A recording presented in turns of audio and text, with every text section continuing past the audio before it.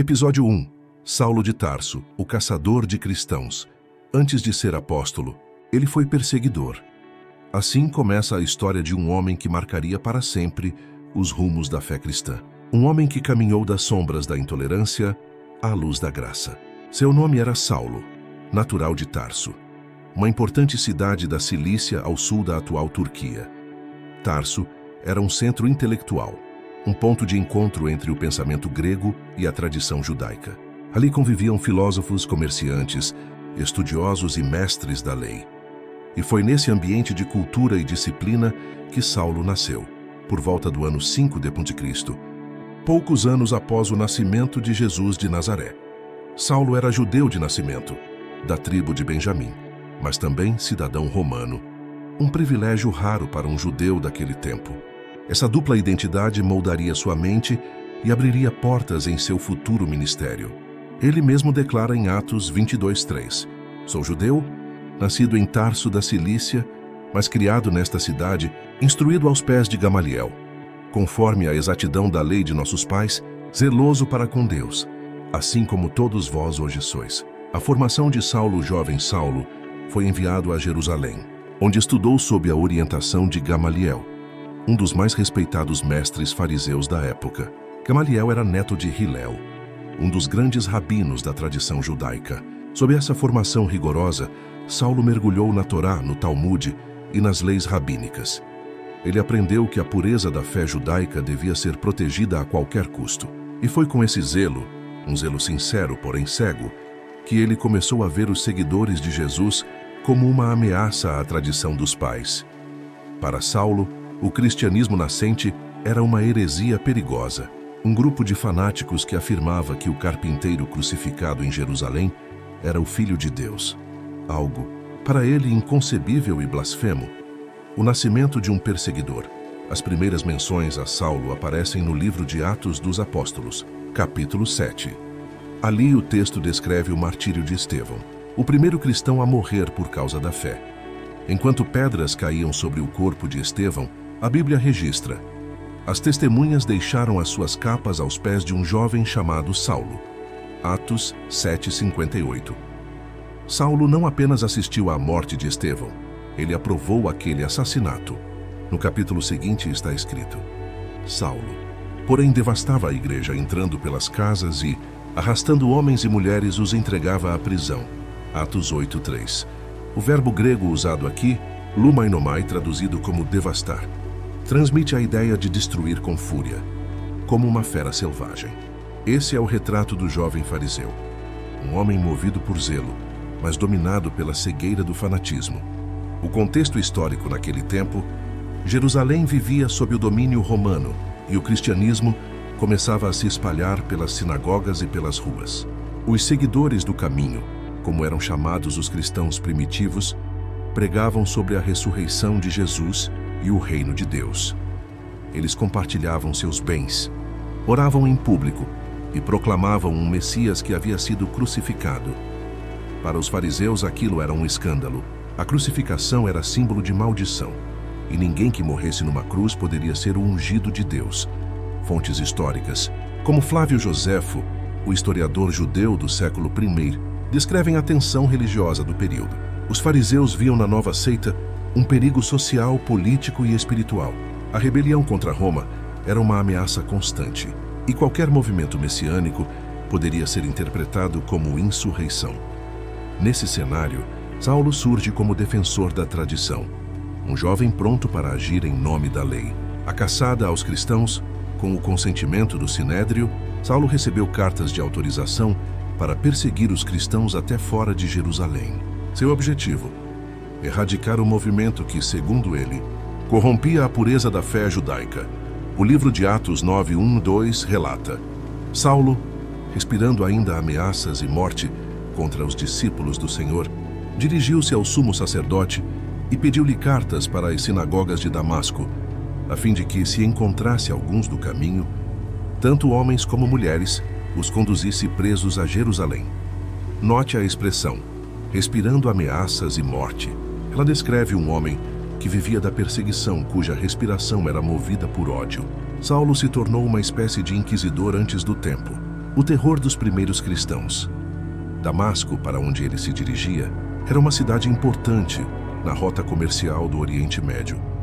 Havia ali uma grande comunidade judaica e também um número crescente de cristãos. Se ele conseguisse capturá-los, poderia sufocar o movimento fora da Judéia e talvez apagar o cristianismo do mapa. A caminho de Damasco era, por volta do ano 34 d.C., Saulo partiu de Jerusalém com um pequeno grupo de homens, levando consigo as cartas de autorização e o peso de uma convicção absoluta. O caminho até Damasco era longo e árido, e foi nessa estrada que algo extraordinário aconteceu. Mas antes de chegarmos a esse ponto, é importante compreender quem era de fato esse homem interiormente. O homem por trás do zelo Saulo não era um simples fanático. Ele era um estudioso, um homem lógico, disciplinado, fluente em grego e hebraico, conhecedor da cultura romana e da filosofia grega. Ele acreditava servir a Deus com pureza e fidelidade. O próprio Paulo, anos depois, recordaria sua antiga vida com pesar, mas também com compreensão. Em Filipenses 3, 5, 6 ele escreve: circuncidado ao 8º dia, da linhagem de Israel, da tribo de Benjamim, hebreu de hebreus, quanto à lei, fariseu, quanto ao zelo, perseguidor da igreja, quanto à justiça que há na lei, irrepreensível. Esse retrato mostra um homem sincero, mas perdido. Ele acreditava que estava protegendo Deus, quando na verdade estava lutando contra ele. As testemunhas da história, fontes externas, como o Talmud babilônico e escritos apócrifos, sugerem que o zelo dos fariseus radicais era conhecido e temido. Eles se viam como guardiões da pureza espiritual, e qualquer inovação era vista como ameaça à sobrevivência do povo. É nesse contexto que Saulo ganha força como instrumento do Sinédrio. Um jovem brilhante, promissor, disciplinado, alguém que, aos olhos de seus mestres, seria um futuro líder religioso. Mas Deus via algo além. Por trás da rigidez da lei, havia um coração que um dia seria moldado pela graça.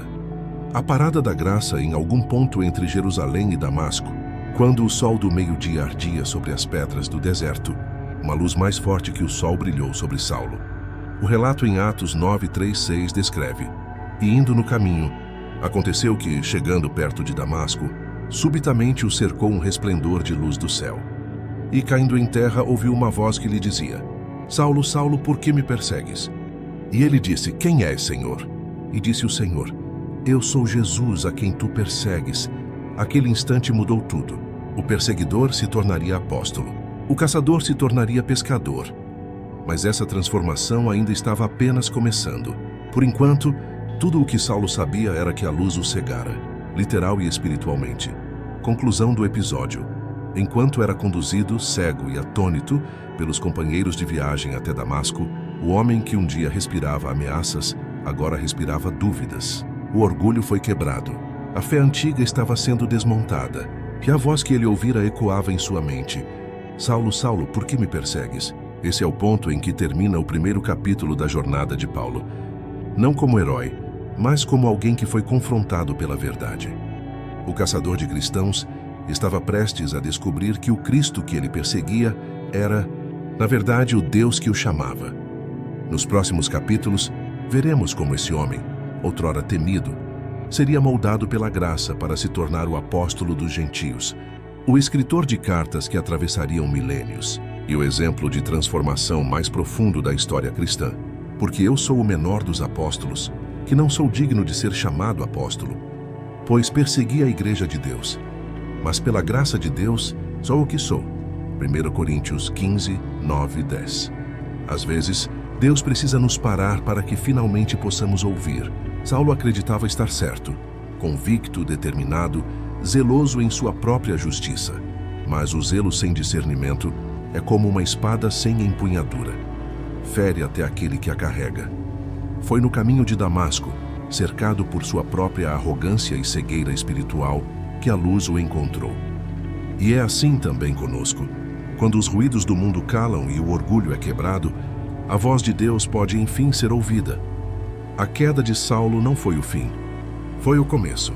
Porque a graça não escolhe os perfeitos, escolhe os dispostos. O mesmo homem que perseguiu cristãos se tornaria o maior pregador do Evangelho. O mesmo coração endurecido pelo ódio seria transformado em vaso de amor, fé e coragem. Essa é a mensagem que o primeiro capítulo da vida de Paulo nos ensina. Ninguém está tão distante que não possa ser alcançado pela luz. Talvez hoje você se sinta perdido, cego pelas próprias escolhas, carregando culpas e arrependimentos que parecem não ter volta. Mas saiba, Deus ainda está no caminho, te esperando no próximo passo. A transformação de Paulo prova que a graça não apaga o passado, ela o ressignifica. Cada erro pode se tornar testemunho, cada ferida, uma nova mensagem. Se Deus pôde usar o maior perseguidor da fé para espalhar o Evangelho, imagine o que Ele pode fazer com você. Se decidir se render à luz, porque no fim, a queda de Saulo foi o início de Paulo. E talvez hoje, Deus esteja preparando o início da sua própria jornada. Uma jornada de propósito, de arrependimento e de renascimento. A história continua. Esta foi apenas a primeira parte da jornada de Paulo. O homem que enfrentou a própria escuridão para encontrar a luz de Cristo. No próximo episódio, veremos como o perseguidor se tornará discípulo e como Deus transformou um inimigo da fé em um dos maiores mensageiros do Evangelho.